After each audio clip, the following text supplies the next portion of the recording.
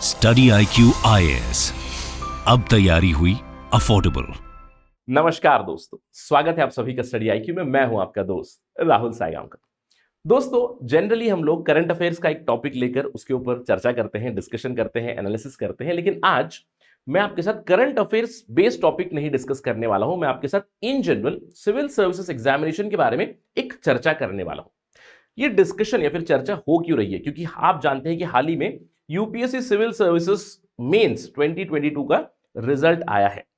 और इससे पहले कि मैं जिस किसी का भी हुआ है कॉन्ग्रेचुलेट करूं, एक छोटा सा मेरा संदेश है उन लोगों के लिए जिन्होंने यहां पे मिस आउट किया है, जिन्होंने मेंस एग्जाम लिखा है लेकिन आपको इंटरव्यू कॉल नहीं आया है। आई टोटली अंडरस्टैंड कि डिसअपॉइंटमेंट होगी जरूर, लेकिन disappointment should not lead to disillusionment. Right, ये आपको ध्यान रखना है। निराश आप हुए हैं तो एक दो दिन के लिए आपको लगेगा, थोड़ा सा सैड लगेगा, लेकिन जल्द से जल्द आपको प्रिपरेशन शुरू कर देनी चाहिए, क्योंकि फिर से प्रीलिम्स आ रही है in again May 2023। Prelims is there. In fact एक पर्टिकुलर मेरे रिश्तेदार से बात हुई, माय रिश्तेदार इज आल्सो प्रिपेयरिंग, तो he wrote mains this time. तो मैंने उससे कल ही फोन पे बात भी की, तो वो कह रहा था मैं थोड़ा सा काफी डिसअपॉइंटेड हूं। तो मैंने उसको बोला इट इज क्वाइट अंडरस्टैंडेबल यार, निराश होना ये थोड़ा सा बनता भी है, आपको एक दो दिन थोड़ा सा लगेगा, दुख लगेगा, लेकिन जल्द से जल्द प्रिपरेशन पे वापस चले जाना है। और जो मैंने उनको सुझाव दिया वही मैं आपको भी देना चाहता हूं कि प्रिपरेशन के प्रोसेस को आप मत चेंज कीजिएगा। क्योंकि नॉर्मली मैंने देखा है कि आपने UPSC civil service prelim clear कर लिया, प्रीलिम्स के बाद आपने मेंस लिखा, मेंस के बाद आपका इंटरव्यू कॉल नहीं आया, तो आपको लगता है कि यार प्रीलिम्स तो आसान था, मैंने क्लियर कर लिया है, तो थोड़ा सा कंप्लेसेंट हो जाते हैं, ओवर कॉन्फिडेंट हो जाते हैं। ये नहीं करना है। ऑलवेज रिस्पेक्ट द प्रोसेस, उसी प्रोसेस से गुजरना है। प्रीलिम्स को भी वही इंपॉर्टेंस देनी है, मेंस को भी वही इंपॉर्टेंस देनी है। और मेंस में जो चीज मिस आउट हो गई थी या फिर जहां पे भी लूपहोल थे, उन्हें प्लग इन करना है।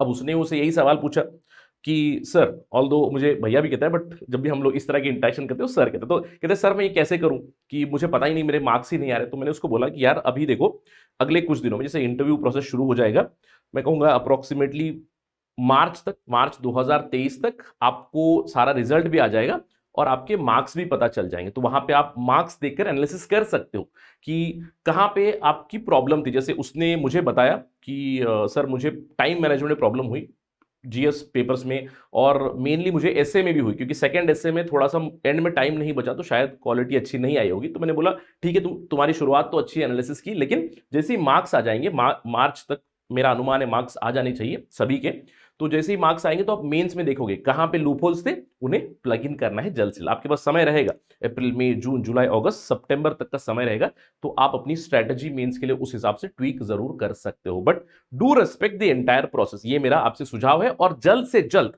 प्रिपरेशन ट्रैक पे लग जाना है। राइट, उस संदेश के बाद सभी को कॉन्ग्रेचुलेशन है, जिसका भी मेंस का रिजल्ट पॉजिटिव आया है, जिसको भी इंटरव्यू कॉल्स आए, अप्रोक्सीमेटली 2500 के आसपास नेम्स होंगे।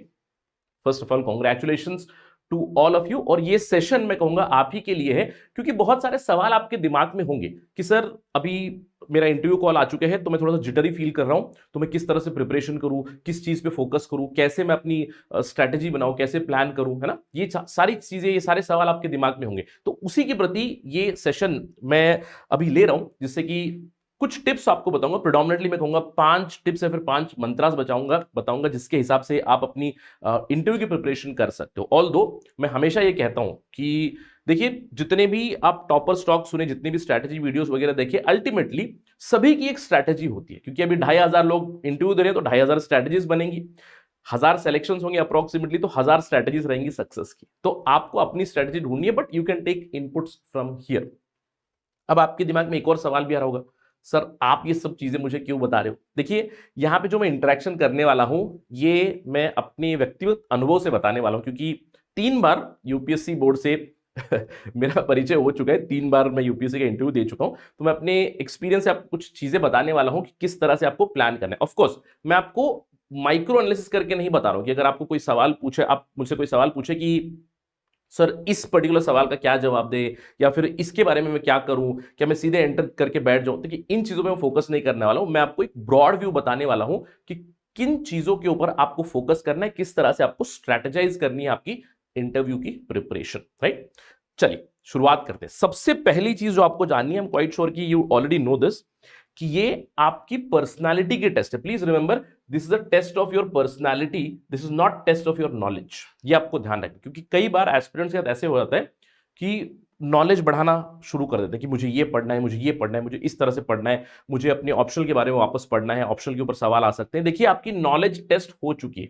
अब इसका मतलब ये नहीं कि ये नॉलेज के बारे में सवाल नहीं है, ऑफ कोर्स आएंगे आएंगे, लेकिन आपको ध्यान रखना है जो नॉलेज अपने गेन की है, जैसे प्रीलिम्स में फिल्ट्रेशन हुआ, वहां पे आपकी नॉलेज टेस्ट की गई, मेंस में आपने क्रिटिकल एनालिसिस करके बहुत सारे आंसर्स लिखे, बहुत सारे कमेंट, बहुत सारे डिस्कस करके आंसर्स लिखे, तो वहां पे भी आपकी फिल्टरिंग हुई। आपके आंसर्स के बेसिस के ऊपर ही, आपके थॉट प्रोसेस के बेसिस के ऊपर, आपकी एथिक्स, इंटेग्रिटी, एप्टीट्यूड के रेस्पॉन्सेस के ऊपर अभी आपको इंटरव्यू कॉल है। इसका मतलब आपको अपनी पर्सनालिटी दर्शानी, यानी कि ये जो नॉलेज आपने गेन किया है, इस नॉलेज को इस्तेमाल करते हुए आपको अपनी पर्सनालिटी एक्सप्रेस करनी है। किस तरह से चीजों को आप बताओगे, किस तरह से अपनी नॉलेज को इस्तेमाल करने वाले हो। अब आप सवाल पूछोगे, सर तो मैं अपनी पर्सनालिटी कैसे डेवलप करूं? देखिए, जिस दिन आपने अपनी यूपीएससी सिविल सर्विस की प्रिपरेशन शुरू की, उस दिन से ही आप इस दिन के लिए भी तैयार होना शुरू कर चुके हो, क्योंकि आपकी पर्सनालिटी में वो धीरे धीरे बदलाव भी आ रहे हैं। सभी की पर्सनालिटी का एक ट्रेट होता है, कोई काफी एंथुजियास्टिक होता है, कोई लॉयल होता है, कोई रिफॉर्मर होता है, राइट? अलग अलग ट्रेट जरूर होते हैं, लेकिन यूपीएससी के दृष्टिकोण से आपने ऑलरेडी इसकी तैयारी शुरुआत कर दी है। आपको यह ध्यान रखना है। इसीलिए मैं हमेशा कहता हूं it is an integrated exam. Prelims, mains, personality test integrated way में प्रिपरेशन चलती है। आप शायद अभी नहीं मानोगे, लेकिन आपकी थॉट प्रोसेस में, आपकी नॉलेज में, आपके आइडियाज में एक बदलाव जरूर आ चुका है। क्यों? क्योंकि आपने नॉलेज अभी यहां पे क्या गेन किया है? नॉलेज गेन किया है हमारे देश के बारे में, isn't it? You have gain knowledge about India. आपने अलग अलग चीजें पढ़ी हुई हैं। आपने इंडियन पॉलिटी को पढ़ा, इंडियन पॉलिटी में इश्यूज क्या है, इंडियन ज्योग्राफी के बारे में देखा, इकोनॉमी के बारे में देखा, हमारी इकोनॉमी के क्या इश्यूज चल रहे हैं, एनवायरमेंट से जुड़े हुए प्रॉब्लम्स के बारे में देखा। तो इन प्रॉब्लम्स को आप समझ के उनकी रेजोल्यूशन अभी देने की कोशिश करोगे, वही आपकी टेस्ट हो रही है। यानी कि आपकी पर्सनालिटी में किस तरह आप अपनी नॉलेज को इस्तेमाल करके देश को सर्व कर सकते हो, ये वो लोग देखते हैं। और इस पर्सनालिटी टेस्ट में अलग अलग फैक्टर्स भी देखे जाते हैं। जैसे कई बार पर्सनालिटी में वो देखेंगे कि अगर आप एक्सप्रेस कर रहे हो कि आपकी एक्सप्रेशन में वो सच्चाई दिखाई दे रही है कि नहीं। आपने बिल्कुल नोडल कमेटी की जो पब्लिक वैल्यूज है उसके बारे में सुना ही होगा, right? Honesty, integrity, leadership, accountability, openness, objectivity and selflessness. तो ये वैल्यूज दिखाई दे रही है कि नहीं? अगर वैल्यूज दिखाई भी दे रही हैं तो क्या वो कंसिस्टेंटली दिखाई दे रही है? क्योंकि आप जानते हैं इंटरव्यू जो होता है, हार्डली मैं कहूंगा कितना, 20 मिनट, 20 से मैक्सिमम आधा घंटा, 35 मिनट, इससे ज्यादा तो होगा भी नहीं, राइट? समय भी नहीं होगा। तो इस समय में आपकी पर्सनैलिटी को असेस करना है। और बोर्ड में 5 मेंबर होते हैं। एक तो जो बोर्ड का चेयरमैन होता है, ही और she would be a UPSC member, UPSC commission के मेंबर।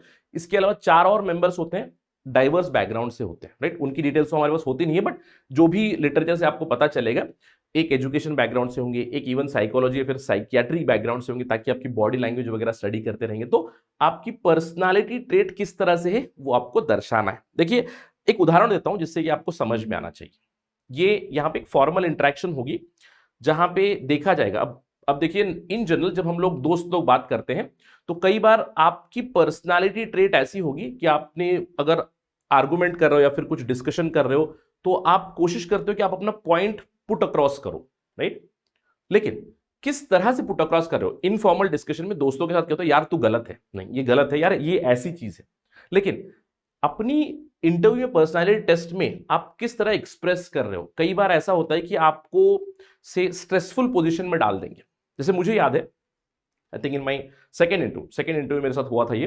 मैंने अपनी हॉबी डाली थी cricket. Of course cricket is very famous in India, तो क्रिकेट मेरी हॉबी थी। बिल्कुल, मैं क्रिकेट खेल भी चुका हूँ डिस्ट्रिक्ट लेवल के लिए पहले। तो क्रिकेट पे एक पर्टिकुलर मेंबर ने मुझसे बोला, क्रिकेट क्या है, मतलब क्रिकेट फर्जी है, लिटरली यही बोलते, मतलब he said in English that why you like this cricket has not given anything to our nation, it is completely waste. In fact, what it has given is disrepute to our country. This entire IPL, it is a big scam. तो इस तरह का statement दिया। What do you think? Right? अब of course as a passionate cricket fan आप सीधे कह सकते हो कि नहीं सर, तो गलत है, नहीं sir, no, nothing like that. But आपको अपनी पॉइंट जो है पुट अक्रॉस करनी है कर्टियसली, विथ रिस्पेक्ट। जो उन्होंने पॉइंट्स बताए उसमें भी दम है, राइट? क्योंकि देखिए, आईपीएल जो आया, मैं खुद भी टेस्ट क्रिकेट का बहुत बड़ा फैन हूं, मैं कहूंगा। तो इस सवाल का जवाब देना काफी ट्रिकी होता है, लेकिन उन पॉइंट्स को एक्नॉलेज करते हुए आपको यह बताना है कि उन्होंने पूछा क्रिकेट ने हमारे देश को दिया क्या है, तो उसके ऊपर फोकस कर सकते हैं और वो जवाब दे सकते हैं। तो एक पॉजिटिव स्पिन देकर आपको जवाब देना है। इसीलिए आपकी पर्सनालिटी में कभी कभी स्ट्रेस फैक्टर्स डाल देते हैं। जैसे मुझे याद है एक मेरे दोस्त के साथ हुआ था कि नॉलेज हो गया या फिर आपके जो ऑलरेडी बायसेस होते हैं दिमाग में, वो इतने स्ट्रांग हो जाते हैं कि कई बार वो इंटरव्यू बोर्ड में आप दर्शा भी देते हो। जैसे एक मेरे दोस्त के साथ हुआ था, he was IIT, right, IIT Kharagpur से। तो उन्होंने सवाल पूछे, एजुकेशन पे कुछ डिस्कशन चल रही थी, तो उन्होंने पूछा कि जो IIT से लोग आते हैं, IIT के लोग they are not up to the quality. उनका बेसिकली आर्गुमेंट ये था कि IIT बनाने का उद्देश्य क्या था, देश में R&D हो, लेकिन आजकल IIT जॉब के लिए देख रहे हैं, IIT से IIM कर रहे हैं, बेसिकली MBA कर रहे हैं, फिर उसके बाद बड़ी बड़ी लाखों करोड़ों की जॉब पे जा रहे हैं। तो जो उद्देश्य से बना था उस उद्देश्य से IIT फेलियर हुआ है और IIT खड़गपुर पे कुछ बोल दिया। अब थोड़ा सा ईगो पे ले लेते हैं, ये आपको नहीं करना है। देखिए नॉलेज, इसको आपको ईगो पे लेना ही नहीं है। समझ लीजिए अगर आपसे किसी ने सवाल भी पूछ दिया जो आपने पढ़ा हुआ, जैसे फॉर इंस्टेंस अगर आपका ऑप्शनल है पॉलिटिकल साइंस से कुछ सवाल भी पूछ दिया जो आपको नहीं आ रहा है, बहुत ही हम्बली से, इनफैक्ट आई ऑल्सो सेड, एक सवाल अरिस्टोटल में पूछा गया था, उस समय पे याद ही नहीं आ रहा था, मैं करूंगा क्या, right? So you say you do not know. लेकिन जैसे मेरे दोस्त के साथ हुआ, तो he tried to defend his alma mater. Eventually he ended up with 141 I think marks आए थे, तो काफी खराब मार्क्स आए थे, सिलेक्शन नहीं हुआ था। तो ये चीजें होती हैं। तो आपकी पर्सनालिटी में कुछ कुछ मैं कहूंगा फ्लॉस तो नहीं होंगे, बट कुछ कुछ इडियोसिंक्रेसीज होती है हमारी। इडियोसिंक्रेसी जैसे कई बार लोग जब बात करते हैं, एक्सप्रेस करना है, अब सवाल पूछा एक्सप्रेस करना है, सर एक्चुअली 10 बार एक्चुअली इस्तेमाल कर लेंगे। या फिर कई लोगों की इंटरेक्शन में होता है यू नो बोलना, यू नो, राइट? आप देख सकते हो जिससे भी आप बात करोगे इसको ऑब्जर्व करना कि कंटिन्यूअसली जैसे you know this, you know that, इस तरह की बात कर, राइट? तो ये इडियोसिंक्रेसीज को हटाना। जैसे अभी मैं फिलहाल हैंड एक्सप्रेशन कर रहा हूं, तो इस हैंड एक्सप्रेशन को भी अग्रेसिव वे में देखा जा सकता है। तो इसीलिए इंटरव्यू बोर्ड में जब आप जाओगे तो ये बताया जाता है कि do not use too much of hand gestures. ऐसा नहीं कि हैंड जेस्चर्स इस्तेमाल नहीं करना है, लेकिन अग्रेसिव हैंड जेस्चर्स, जब भी आप कुछ पॉइंट पुट अक्रॉस कर रहे हो, थोड़ा सा आपका हाथ इस्तेमाल कर सकते हो, but not, you can not do this. जो मैं भी टीचिंग में कर रहा हूं, ये आप वहां पे नहीं कर सकते। अब आप सवाल पूछोगे, सर मैं समझ गया कि it's a test of personality, it's not a test of knowledge. आपने बता भी दिया कि वो लोग क्या देखने की कोशिश कर रहे हैं, क्या ढूंढने की कोशिश कर रहे हैं। मैं कहूंगा they are looking for officer like qualities, they are looking for something called as OLQs, officer like qualities. That means you are not aggressive but you are assertive enough, right? कि आप assertive enough, आपके खुद के ऊपर confidence जरूर है। You are not biased but you are very balanced personality. आप बदलाव लाना चाहते हो, लेकिन आप रेडिकल इंसान नहीं हो, लेकिन आप एक रिफॉर्मर हो, आप सिस्टम को रिफॉर्म करना चाहते हो। ये सारी चीजें वो देखना चाहते हैं, राइट? क्लियर?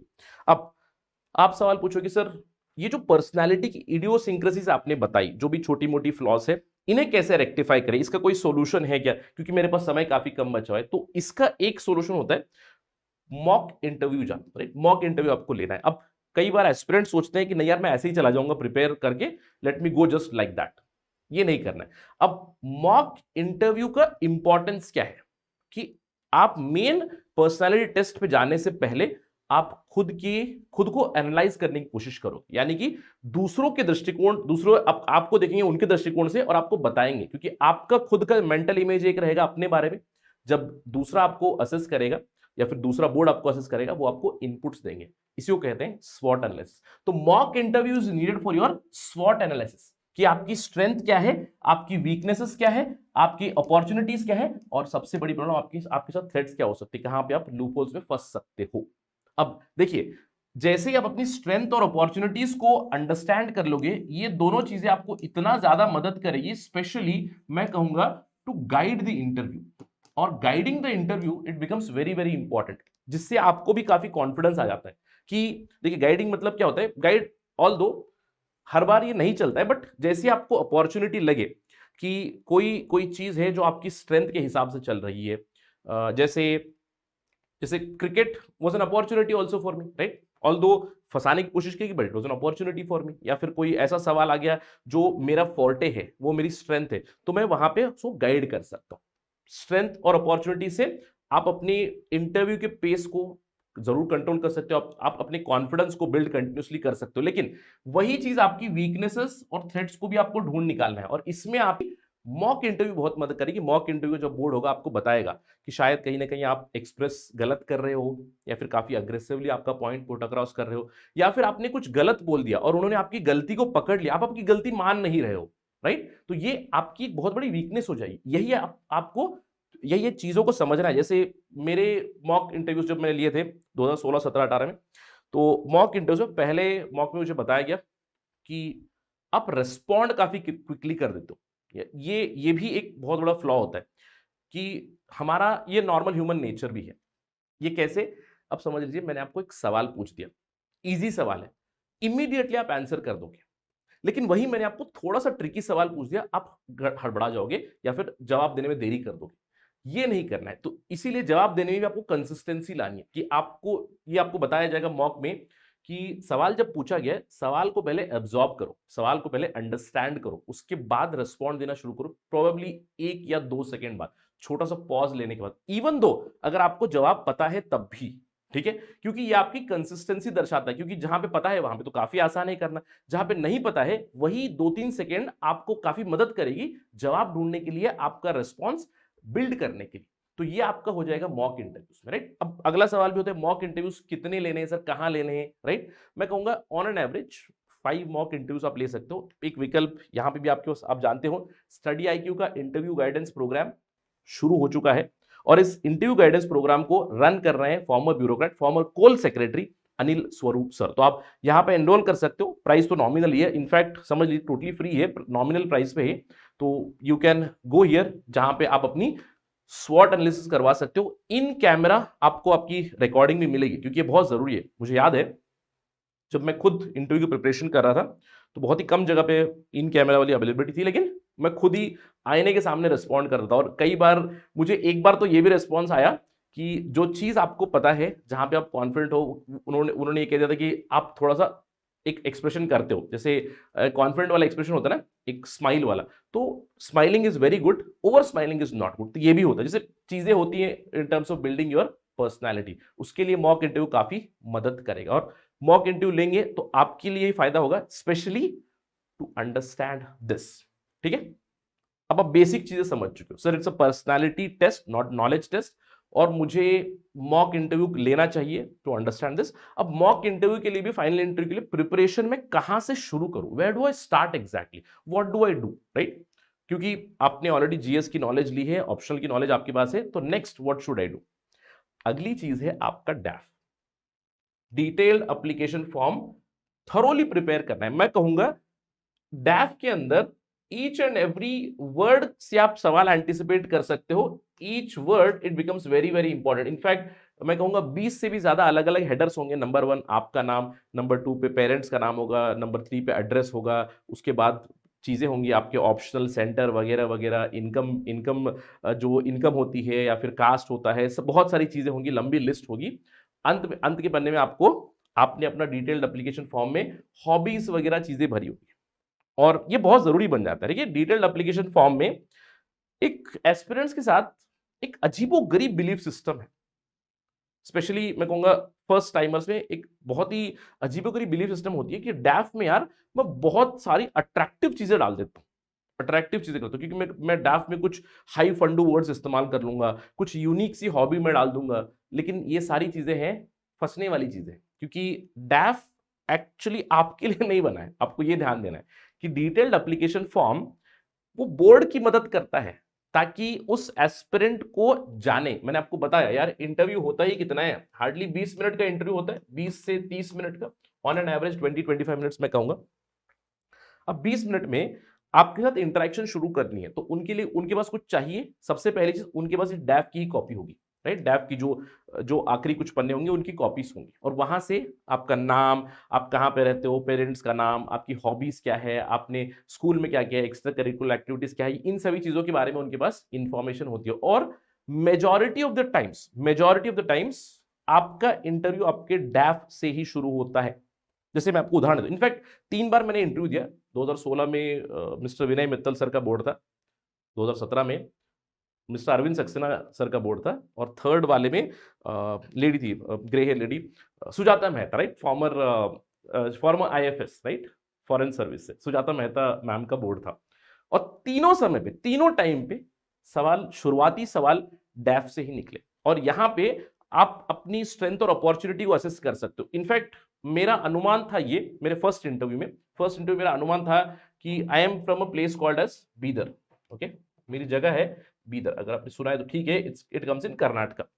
तो मेरा एंटिसिपेशन था कि कहीं ना कहीं बीदर के ऊपर सवाल आ सकते हैं। तो पहले इंटरव्यू में उस ऊपर सवाल नहीं आए। पहले इंटरव्यू में उन्होंने देखा, मैं कुछ काम कर चुका था पहले, आई वाज इनटू सॉफ्टवेयर, मैंने कुछ रिसर्च भी किया था पहले, तो उन्होंने देखा कि आप काम कर चुके हो, आपका रिसर्च का बैकग्राउंड है, तो आप यहाँ क्यों आए हो, that was a basic question. और उसके आगे काउंटर क्वेश्चन था, जैसे मैंने जवाब दिया तो उन्होंने बोला, आपको क्या लगता है कि अगर कोई सॉफ्टवेयर इंजीनियर है तो क्या वो देश को कंट्रीब्यूट नहीं करता है, क्या आप रिसर्च के थ्रू देश को कंट्रीब्यूट नहीं कर सकते थे, कुछ इस तरह के सवाल। जैसे सवाल शुरू हो गए, इंटरेक्शन आपका स्टार्ट हो गया, धीरे धीरे वो बिल्ड होता हुआ जाएगा, from one member to another member, आपके सवाल बिल्ड होते हुए जाएंगे, राइट। तो यहां से आपको एक अपॉर्चुनिटी मिलती है, क्योंकि सेकंड इंटरव्यू में जरूर मेरे साथ हुआ ये कि सेकंड इंटरव्यू मेरी डिस्कशन की शुरुआत हुई सिटी के साथ ही। अब सिटी के साथ हुई तो I was quite prepared for this. City के बारे में, मेरे सिटी के बारे में बताया, मैं सिटी की हिस्ट्री के बारे में बताया, और जैसे ही आप चीजों को बताओगे ना, तो वहीं से एक इंटरेक्टिव सेशन शुरू हो जाएगा, राइट, इंटरेक्टिव सेशन शुरू हो जाएगा। अच्छा, कि ये ऐसा है कि Bidar one of the aspirational districts, one of the backward districts क्यों होता है, ये एस्पिरेशनल डिस्ट्रिक्ट्स की प्रॉब्लम क्या होती है, कैसे वहां पे हम लोग बदलाव ला सकते हैं, क्या प्रॉब्लम है, राइट, क्या सड़कें प्रॉब्लम है, क्या पानी की प्रॉब्लम है, क्या बिजली की प्रॉब्लम है। तो कुछ इस तरह की थॉट प्रोसेस, इस तरह की डेवलपमेंट हो जाती है, और इससे आप इंटरव्यू का जो गाइडिंग था ना, इससे काफी ईजी हो जाता है। क्योंकि एक आप जवाब दोगे, और आपको बताया भी जाएगा, काफी लंबा जवाब मत देना, एक आप जवाब दोगे तो जवाब में एक काउंटर सवाल तो आना है, तो उसी उसी चेन पे आपकी इंटरव्यू आप मूव करा सकते हो। That's the basic idea, right. In fact third time में भी, तीसरी बार मेरे, जैसे मेरी पढ़ाई हुई बेंगलुरु में, तो बेंगलुरु के ऊपर सवाल आ गया, और वो मुझे मुझे लगा कि यार काफी अनयूजुअल सा था, कि समहाउ बेंगलुरु के बारे में पूछा, और बेंगलुरु की कुछ अलग अलग जगहों के बारे में पूछा। तो स्ट्रेंजली मेरी थर्ड इंटरव्यू की शुरुआत हुई थी आई डो नॉट नो से, क्योंकि वो जगह ही नहीं पता थी, कि उन्होंने कुछ इंस्टीट्यूट के बारे में पूछा। तो ये होता रहता है, कभी कभार ऐसा होता है, but it starts with the डैफ itself. और जैसे ही आप शुरुआत में थोड़ा कंफर्टेबल हो जाओगे, आपका कॉन्फिडेंस भी बिल्ड होता हुआ जाएगा। क्योंकि शुरुआत में ही अगर आप डैफ के ऊपर ही थरोली प्रिपेयर नहीं करोगे, शुरुआती शुरुआती दौर में ही अगर आप जवाब में थोड़ा सा हड़बड़ा जाओगे, या फिर कुछ जल्दबाजी करोगे, कुछ गलत बता दोगे, ऐसा लगेगा कि आप जिटरी हो रहे हो, देन प्रॉब्लम स्टार्ट्स। आपका कॉन्फिडेंस बिल्ड नहीं होगा, कॉन्फिडेंस लोअर होता जाएगा। तो सबसे पहले आपको क्या करना है, आपने जीएस मेंस की प्रिपरेशन की हुई है, आपने अपने ऑप्शनल की प्रिपरेशन की हुई है, उसको बस थोड़ा सा रिवाइज कीजिएगा, completely and thoroughly prepare your DAF, हर एक चीज पे, हॉबी पे। अब जैसे जैसे मेरी हॉबीज पे, तो हॉबीज पे अनुमान भी ले ही सकते हैं। जैसे जैसे ही एक मेंबर से दूसरे मेंबर पे जाएगा, वो मेंबर भी कभी कभार डैफ पे सवाल पूछ लेते हैं। I remember in one of the interviews I was asked, मेरी एक हॉबी थी स्नूकर के बारे में, राइट, स्नूकर था, स्नूकर भी खेलता था मैं पहले, अभी भी खेलता हूँ कभी कभी। तो स्नूकर वाज माय हॉबी करके, तो I was anticipating questions on that, it help me a lot. क्योंकि, और मैंने अनुमान भी लगाया था कि स्नूकर और बिलियर्ड्स में अंतर क्या होगा, that was the first question, और उसके बाद उसी पे इंटरेक्शन डिस्कशन भी चलती रही, क्योंकि ये आपकी अपॉर्चुनिटी, आपकी स्ट्रेंथ बन जाती है। कई बार अगर आप उस चीज पे थरोली प्रिपेयर्ड नहीं हो, और आपकी वो रियल हॉबी नहीं है, और आपके अंदर वो जज्बा नहीं दिखाई दे रहा है, वो सच्चाई नहीं दिखाई दे रही है, तो वो आप जरूर फंस सकते हो। आपको ये ध्यान रखना है, ठीक है, कि जितना हो सके उतना आप ऑनेस्टली आंसर करने की कोशिश करें, और डैफ की प्रिपरेशन से वो शुरुआत होगी, वो कॉन्फिडेंस बिल्ड होगा, और उससे आपकी इंटरेक्शन बढ़ती हुई जाएगी। So first step, thoroughly prepare your डैफ, right, each and every word, I would से ईच एंड एवरीथिंग, किसी भी चीज पे उससे दूर दूर कनेक्टेड चीजें भी आप तैयार कर लीजिए। क्योंकि जो भी आप जवाब देने की सोच रहे हो, जैसे आपकी सिटी के बारे में हो गया, इनफैक्ट मैंने एक और चीज भी अनुमान लगाया था, वो हुआ नहीं। जैसे मेरे सरनेम के ऊपर मुझे लगा था कोई पूछेगा भैया सायगांवकर क्या है, राइट, काफी इंटरेस्टिंग सा सरनेम है, क्योंकि आपको गोवा में सलगांवकर मिलता है, सलगांवकर सरनेम मिलता है, तो क्या इस तरह पे आता है। ऑल्दो मॉक में सवाल पूछे थे ये वाले, बट मेन इंटरव्यू में सवाल नहीं आए थे। बट यू डू अंडरस्टैंड कि जैसे ही इसके ऊपर आपकी प्रिपरेशन थरो हो जाएगी, आप अच्छे से आंसर कर पाओगे, कॉन्फिडेंस बिल्डिंग हो जाएगी, राइट, फर्स्ट स्टेप। नेक्स्ट, आपको अभी फोकस करना है कंटिन्यूअसली, जब तक आपका इंटरव्यू का डेट आया, करंट अफेयर्स कंटिन्यूअसली फोकस करना है। अब ये बहुत बहुत जरूरी है। क्यों? और अब आपको लग रहा होगा कि सर ये तो मैं पहले भी करता था, अब मुझे क्या नया करना है? ध्यान रखना है, अभी आपको करंट अफेयर्स, मैं कहूंगा पहले अगर आप अखबार पढ़ा करते थे, अब जब आप मेंस लिख चुके हो तो यू डू अंडरस्टैंड कि अखबार में क्या क्या चीजें छोड़नी है, क्या क्या चीजें पढ़नी है, कि कहीं पे कुछ मोदी जी ने कह दिया यार उसको रिजेक्ट कर दो, राहुल गांधी ने कुछ कह दिया भारत जोड़ो यात्रा में, उसको रिजेक्ट कर दो, किसी संतरी ने कुछ कहा है उसको छोड़ दो, है ना। लेकिन लेकिन आपके इंटरव्यू के लिए आपकी जो करंट अफेयर्स होगी, मैं कहूंगा to a large extent all would become very very important. Even political questions, political development, political comment भी आपके लिए बहुत जरूर हो जाएंगे। तो अभी जो आप आने वाले कुछ महीनों में, जल्दी आपका इंटरव्यू हो गया तो जल्दी से खत्म हो जाएगा, लेकिन आने वाले कुछ महीनों में जो करंट अफेयर्स आएंगे उस पर कंटिन्यूअसली आपको opinion based thinking, opinion based development करनी है किसी भी चीज पे। जैसे अब फॉर इंस्टेंस गुजरात का इलेक्शन रिजल्ट, गुजरात के इलेक्शन रिजल्ट पे सवाल पूछ देंगे। अब ध्यान दीजिएगा कि यहां पे आपकी पॉलिटिक्स की नॉलेज की टेस्ट नहीं हो रही, यहां पे आपकी एक्सप्रेशन की टेस्ट होने वाली है कि किस तरह आप अपने आंसर्स को मोल्ड करके आप कम्युनिकेट कर पा रहे हो इस पे, राइट। या फिर पॉलिटिक्स बेस्ड सवाल भी आ सकते हैं, पॉलिटिकल पार्टी पे सवाल आ सकते हैं, इंडिविजुअल पे सवाल आ सकते हैं, क्योंकि it is a very open ended interaction. तो करंट अफेयर्स की चीजों को अब आपको ओपिनियन बेस्ड आइडिया से समझना है। और यहां पे आपकी प्रिपरेशन कैसे करनी है, एक छोटा सा आपको ट्रिक बताता हूं। It is not very different from your mains answer writing, right. Mains answer writing से ज्यादा कुछ डिफरेंट नहीं करना है। आप मेंस आंसर राइटिंग में क्या करते हो, करंट अफेयर्स बेस्ड आपको सवाल आ गया, वहां पे भी ओपिनियन ही पूछा था, क्रिटिकली एनालाइज या फिर कमेंट कीजिए, डिस्कस कीजिएगा, बस आप लिखते हो, यहाँ पे आपको एक्सप्रेस करना है। और वहां पे आपने देखा होगा कि आप फॉलो करते हो इंट्रो, बॉडी और कंक्लूजन का model, correct. You follow this particular model. इसको इन्वर्ट कर देना है, इसको इन्वर्ट कर देना। सबसे पहले सीधे सीधे जिस सवाल का जवाब दिया है उसको आप अपनी प्रतिक्रिया उसमें बता देना कि you conclude with this particular thing. अब जैसे आप कंक्लूड करोगे तब आपको पूछा जाएगा भैया ऐसे क्यों सोच रहे हो, तब आपको आर्गुमेंट बताने कि सर ये मेरी विचारधारा है, कुछ इस तरह की चीज है। जैसे किसी भी चीज के, और फॉर एग्जाम्पल करंट अफेयर से बहुत सारे सवाल आए थे। इनफैक्ट मेरे इंटरव्यू मेरे को एक बार पूछा गया लेफ्ट विंग एक्सट्रीमिज्म पे, उस समय पे काफी चर्चा का विषय था वो, कि एक इंसिडेंट हुआ था छत्तीसगढ़ में। तो सवाल पूछा कि सर कि लेफ्ट विंग एक्सट्रीमिज्म एक बहुत बड़ी प्रॉब्लम है हमारे देश में, आपने देखा कि छत्तीसगढ़ में इंसिडेंट हुआ हाल ही में, तो क्यों ना हम अपनी एयरफोर्स लेकर जाए और सीधे वहां पे बम्बार्डिंग कर दे। कुछ इस तरह का एक बहुत ही वेग और सरप्राइजिंग सवाल पूछा गया था, राइट। क्योंकि they just wanted to test what would be my response, right. तो ऑफ कोर्स ये नहीं कर सकते, ये नहीं भी करना है। तो आप लेफ्ट विंग एक्सट्रीमिज्म के बारे में जानते हो, it is basically problem of governance deficit. तो आपको वही बताना है, आपको वही बताना है कि सर ये इस तरह के सोल्यूशन नहीं होंगे, क्योंकि वो हमारे ही लोग हैं, वो हमारे देशवासी हैं, बस आइडियोलॉजिकल डिफरेंसेस है। तो गवर्नेंस डेफिसिट जो प्रॉब्लम है उसको आपको रिजॉल्व करें, कुछ इस तरह की विचार आपको एक्सप्रेस करके बताने हैं। कई बार ऐसे सवाल आ जाते हैं, या फिर करंट अफेयर्स बेस्ड सवाल किसी भी चीज पे। जैसे मुझे याद है उसी समय पे इंटरव्यू से मुझे लगता है एक दिन पहले या 2 दिन पहले बेल्ट एंड रोड इनिशिएटिव, पहले तो नाम बदल गया था, it was one belt one road, one belt one road था। इमीडिएटली नाम बदला गया उसी समिट में, चाइना ने एक समिट बुलाई थी, one belt one road, name change किया बेल्ट एंड रोड इनिशिएटिव। और वहां पे इंडिया वाज नॉट इंक्लूडेड, मतलब इंडिया ने अटेंड नहीं किया था, ये हुआ था। तो उस पर सवाल पूछ देता हूँ, क्या लगता है, आपकी क्या ओपिनियन होनी चाहिए इस चीज पे। तो आपको इन सभी चीजों को तैयार करके रखना चाहिए, राइट। क्योंकि आपने देखा होगा इंडिया ने अटेंड नहीं किया, क्यों नहीं किया, क्या इंडिया को अटेंड करना चाहिए नहीं करना चाहिए, क्या इश्यूज इन्वॉल्व है यहाँ पे। ऑफ कोर्स सोवरेनिटी का इशू इन्वॉल्व था बेल्ट एंड रोड इनिशिएटिव में, one of the aspect CPC was passing through the PoK, तो प्रॉब्लम थी वहां पे। तो ये सारी चीजें आपको जाननी चाहिए और इसको एक्सप्रेस करके बताना भी चाहिए। और सवाल ये भी आ जाते हैं कि सवाल आपसे ये भी आर्ग्यू कर देंगे कि यार देखो पैसा तो इन्वॉल्व है यहाँ पे, इन्वेस्टमेंट तो काफी हो रही है, इंडिया को भी मदद मिलेगी, इंडिया को भी इंफ्रास्ट्रक्चर की तो जरूरत है, लेकिन इन प्रिंसिपल उस चीज के लिए हम लोग अपनी जो प्रिंसिपल है जिसके ऊपर हम लोगों ने आर्गुमेंट दिया था कि it passes through the PoK sovereignty की इशू, इसलिए हम लोग ज्वाइन नहीं कर पा रहे ना।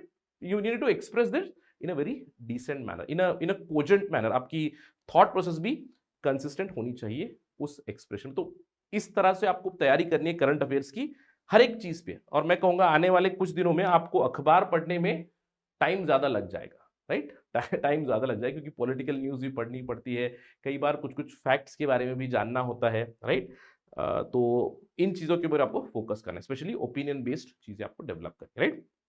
इसके अलावा सबसे आखिरी चीज मेरी तरफ से आपके लिए है कॉन्फिडेंस इज द की। आपको कॉन्फिडेंस रखना है, कॉन्फिडेंस कंटिन्यूअसली बिल्ड करना है, ठीक है। Confidence is the key to your personality test. अगर आप अंडर कॉन्फिडेंट बनोगे, आपको लगेगा आई कांट डू इट, और आप जिटरी बन जाओगे, आपको सवाल पूछा जाएगा, आप जवाब नहीं दे पाओगे। अगर आप ओवर कॉन्फिडेंट हो जाओगे तब तो you would seem as very very arrogant और आपको कम मार्क्स आ जाएंगे, राइट। देखिए, confidence is the key, why not under confidence, not over confidence, appropriate amount of confidence. अब ये आपको कब आएगा? जब आप इस चीज को समझेंगे कि ये जो मैंने आपको बताया पर्सनालिटी टेस्ट, मैं मेरा तरफ से एक सुझाव है आपके लिए, इस टेस्ट को भूल ही जाइएगा। This is not, I would say personality test, I would say this is a personality based interaction. आपको ध्यान रखना है, जो बोर्ड है, जो जो आपका इंटरव्यू ले रही है, वो आपके दुश्मन नहीं है, वो आपको फेल नहीं करना चाहते, वो बस आपको जानना चाहते हैं। They just want to know you and be very honest in your answering. कई बार आपको लगता है कि अगर मैं इस सवाल का जवाब नहीं दे पाया तो मेरा कॉन्फिडेंस डाउन हो जाएगा या फिर वो मुझे जज कर लेंगे। ये सारी चीजें होती नहीं है। आपको ध्यान रखना है, वो आपको फेल करने के लिए नहीं बैठे हैं, वो बस आपको जानने के लिए बैठे हैं। ये आपको समझना है। Try to understand this particular, क्योंकि चलिए मैं आपको फिर से मेरा एक्सपीरियंस देके बताता हूँ। फर्स्ट जब मेरा इंटरव्यू था, तो मैंने आपको बताया मेरा जो इंटरव्यू शुरू हुआ डैफ से ही शुरू हुआ, और मेरी एम्प्लॉयमेंट के ऊपर सवाल पूछे गए, कुछ कुछ चीजें पूछी, कुछ फैक्चुअल चीजें भी पूछी गई, राइट। और जिस जिस तरह से शुरुआत हुआ था, तो मुझे लगता है कि शुरुआती 5-10 मिनट में ही थोड़ा सा मेरा कॉन्फिडेंस जरूर डाउन हुआ था, राइट। उसके बाद I did pick up eventually in the next 10 to 15 minutes in the second half, but शुरुआती दौर में I ended up with 160, exactly 160 mark आए थे फर्स्ट इंटरव्यू में। अगर और 25 भी आ जाए तब भी मैं लिस्ट में नहीं होता, ठीक है। लेकिन सेकंड इंटरव्यू में डिड इंप्रूव, काफी अच्छे से किया, कॉन्फिडेंस इज द की करके, क्योंकि ये एक नॉर्मल लेवल इंटरेक्शन थी, बहुत ही मजेदार इंटरेक्शन हुई। सेकंड इंटरव्यू के बाद I had scored 179 and I think it is quite decent, although मेरा टारगेट था समवेयर अराउंड, देखिए 180 से 190 के बीच, तो थोड़ा सा पीछे रह गया था। अगर उतने आ जाते तो आज मैं शायद आपको पढ़ाता नहीं। ये भी होगा, राइट। तो I got 179 which is I think above par itself, above par itself. तो वहां पे मुझे लगा कि सेकंड वाले इंटरव्यू मुझे काफी अच्छी फीलिंग आई थी कि यार it was a very interactive session. ऐसा लगा कि एकदम बातचीत चल रही है, और वही फीलिंग आपको आनी चाहिए मॉक इंटरव्यू में ही। इस चीज को आप डेवलप कीजिएगा कि आप कॉन्फिडेंटली आंसर करें, और आपको ये जरूरत ही नहीं है कि आपको हर एक सवाल का जवाब देना है, नॉट इवन नियर, क्योंकि क्योंकि कभी कभार देखिए एनीथिंग अंडर द सन पूछा जा सकता है, और आपको बहुत बार होता है कि नहीं पता है, तो ऑनेस्टली बता दीजिए नहीं पता है। कई बार मैंने आपको बताया कि यार मेरे खुद के ऑप्शन, पॉलिटिकल साइंस ऑप्शन था, एक एरिस्टोटल पे बहुत बहुत ही सिंपल सा सवाल था, तो सवाल पूछा और मुझे जेन्युइनली याद नहीं आ रहा था। That was in the first interview that happened. कभी कभार ये होता है, तो इसीलिए आपको कॉन्फिडेंस बिल्ड करना है, right. Confidence is the key. Just think it as a formal interaction, कि आप अपने दोस्त के साथ बात नहीं कर रहे हो, आप अपने सीनियर के साथ बात करो, जहां पे आपको सिंपल इंटरेक्शन करनी है, एक दूसरे की आइडियाज आप समझना चाहते हो, उनके क्या विचार है, आप अपनी चीजें कैसे एक्सप्रेस कर रहे हो, इस चीज को आपको समझना है। It's just an interaction, please try to understand, not personality test, I would say personality based interaction, and it's a two way interaction. ये आपको समझना है, राइट। इसके अलावा इस चीज के लिए आपको प्रिपेयर करना है, right. In the point 5 itself I have put D day story, यानी कि जिस दिन आपका इंटरव्यू है उस दिन के लिए आपको प्रिपेयर जरूर करना है। अब आने वाले दिनों में जब भी आपका, मैं कहूंगा, इंटरव्यू का कॉल लेटर आएगा, तो इंटरव्यू के कॉल लेटर में आपको पता चलेगा सेशन होगा, यानी कि इज इट अ फोरनून सेशन, यानी कि लंच से पहले है या फिर आपका लंच के बाद वाला सेशन, राइट। और जैसे ही आपको पता चलेगा, समझ लीजिए फोरनून सेशन है, तो सुबह सुबह 9 बजे आपको वहां पे रहना है, 9 बजे आपको रहना है, ठीक है। तो डी डे के लिए तैयारी कैसे करनी है? अगर फोरनून सेशन है तो कोई छात्र है, कोई एस्पिरेंट है जो समझ लीजिए नाइट राइडर है, जो रात में पढ़ते रहते हैं, सुबह लेट उठते हैं, तो ये नहीं करना है। आपको अभी से एक डिसिप्लिन हैबिट में जाना है, जब तक इंटरव्यू हो रहा है एटलीस्ट तब तक तो, कि फोरनून सेशन के लिए, यानी कि सुबह सुबह 9 बजे आपको रेडी होना चाहिए, 9 से 10 बजे तक, 9 AM तो आपको यूपीएससी ऑफिस में एंटर करना ही है, यूपीएससी सेंटर में। उसके बाद जब भी आपका इंटरव्यू हो, क्योंकि इंटरव्यू 10 बजे से शुरू हो भी गया तो 12-1 बजे तक चलता रहता है, 6-6 के स्लॉट में रहेंगे।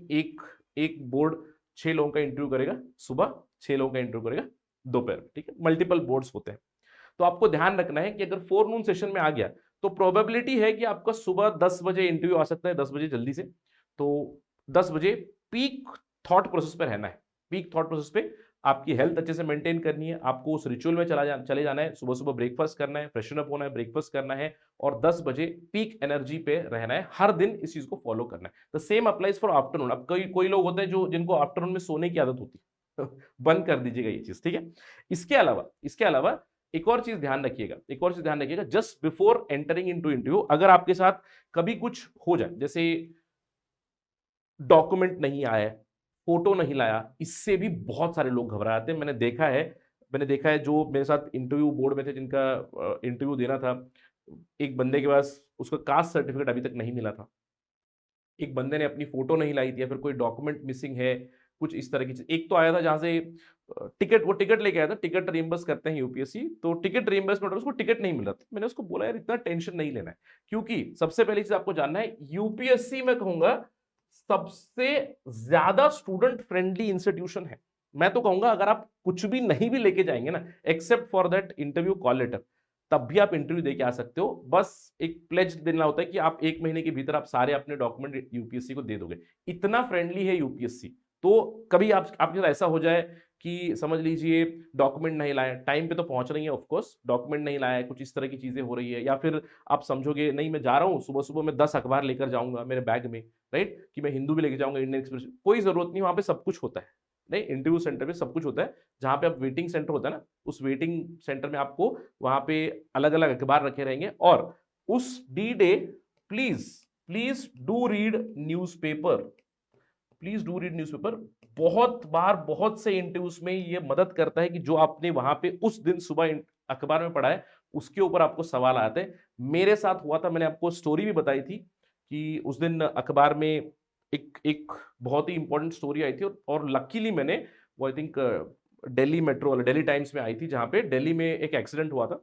एक बस थी और उस बस के ड्राइवर ने, स्कूल बस को नीचे गिरा दिया था, और कुछ डेथ्स हुई थी एंड ड्राइवर एस्केप्ड। तो उसी के ऊपर कम से कम मेरा 10 मिनट इंटरेक्शन हुआ। उन्होंने बोला कि आज का आपने इंसिडेंट देखा, मैंने देखा, तो उस पर उन्होंने मुझे एक सिचुएशन में भी डाल दिया कि उन्होंने बोला कि you are secretary at MoRTH, ministry of road transport में आप सेक्रेटरी हो, किस तरह की रोड सेफ्टी पॉलिसी बनाओगे, ये भी सवाल पूछा गया था। इनफैक्ट मेरे दोस्त से, you might know Abhay sir, हमारे सर अभय सर से भी पूछा गया था, वही बैठे हुए थे वो, he read about the Bharatmala project. तो भारतमाला प्रोजेक्ट पे उन्हें सवाल पूछा गया था and he got very good marks, 200 से ऊपर आए थे उनको, I remember it vividly, right. तो ये चीज बहुत बार होती है कि उस दिन सुबह वाला अखबार आपको पढ़ना है, थोड़ा अच्छे से पढ़ना है, क्योंकि उस पर सवाल आ सकते हैं, करंट अफेयर्स बेस्ड सवाल आ सकते हैं। और आपका जिस दिन इंटरव्यू है आप उस शेड्यूल में जरूर जाइएगा, ताकि आप उस कंफर्टेबल लेवल पे पहुंच जाए कि सुबह है तो सुबह मॉर्निंग सेशन के लिए 1 महीना 2 महीना आप हैबिट डाल दीजिएगा। आफ्टरनून सेशन में, आफ्टरनून के लिए आप अपनी पीक एनर्जी, अपनी पीक थॉट प्रोसेस वहां पे रखिएगा। बाकी बाकी just remember, it is not a test, it is not grilling session. वो लोग आपको ग्रिल नहीं करते हैं, राइट। आपको बस थोड़ा सा स्ट्रेस सिचुएशन में आप कैसे रिस्पॉन्ड करोगे ये चेक करने की कोशिश करेंगे कभी कभार, लेकिन एक बहुत ही टू वे इंटरेक्शन होगा। बस आपको जानना है उन्हें, और जानने के लिए काफी कम टाइम है, इसीलिए ज्यादा सवाल आते हैं, कभी कभार काउंटर किए जाते हैं। तो just a two way interaction, ये सोचकर जाइएगा। Have your confidence with you. All the very best for you. और ध्यान रखिए, अगर आपको कोई भी सवाल है, कोई भी डाउट है, अगर आप मुझसे कनेक्ट भी करना चाहते हैं, you can always connect on this particular ID @RahulSai222। और अगर आप टेक्स्ट कर रहे हो, डीएम कर रहे हो मुझे इंस्टाग्राम पे, इंटरव्यू करके पहले लिखकर डीएम कीजिएगा। ऑल दो मैं सैटरडे संडे रिस्पॉन्ड करता हूँ, तो उस पर मैं जल्दी रिस्पॉन्ड करने की कोशिश जरूर करूंगा। Hopefully this might help you in your preparation for interview. All the very best. ध्यान रखिएगा, हमारे भी इंटरव्यू गाइडेंस प्रोग्राम चल रहा है स्टडी IQ पे, हेडेड बाय अनिल स्वरूप sir. Do enroll for that as soon as possible. Again all the very best, thank you very much, जय हिंद। स्टडी IQ IAS, अब तैयारी हुई अफोर्डेबल।